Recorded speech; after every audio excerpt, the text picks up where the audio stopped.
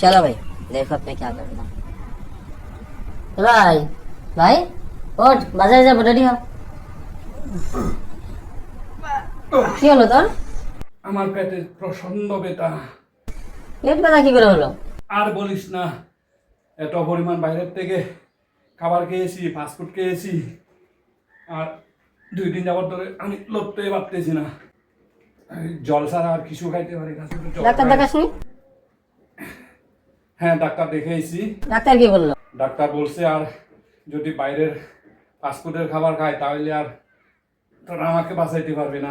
এই দেখ, এই দেখ, এই দেখ, এদিক থেকে এদিকে হচ্ছি, এদিকে বেটা শুরু হয়ে গেছে। এই পাশ থেকে পাশে আর ঘুরতে পারি না। আচ্ছা ঠিক আছে, তুই তাহলে শুয়ে থাক, আমি যাচ্ছি। এই শোন এদিকে আয়। বাজারে কেন যাচ্ছিস? বাজারে ওই আমার কাছে একটা কুপন ছিল, বিরিয়ানির কুপন, ফ্রিতে দেবে, ওটা ভাবছিলাম দুজনে মিলে খাবো। দাঁড়া, দাঁড়া।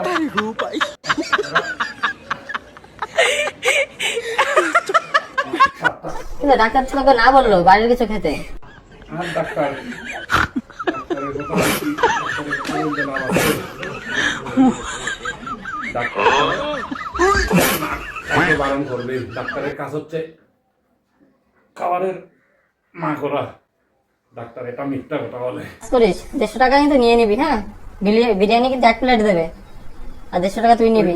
ওই দেখছিস আমার এদিকে আবার বেটা করতেছে। এই যে সাতটা কাজ দিচ্ছে, এদিকে বেটা করতেছে আমার।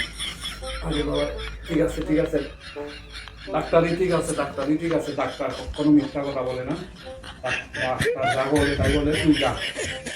আমি যাইতে পারবো না, বেটা শুরু হয়ে গেছে। ডাক্তার ঠিক আছে। আচ্ছা ঠিক আছে, আমি চলে যাচ্ছি তাহলে।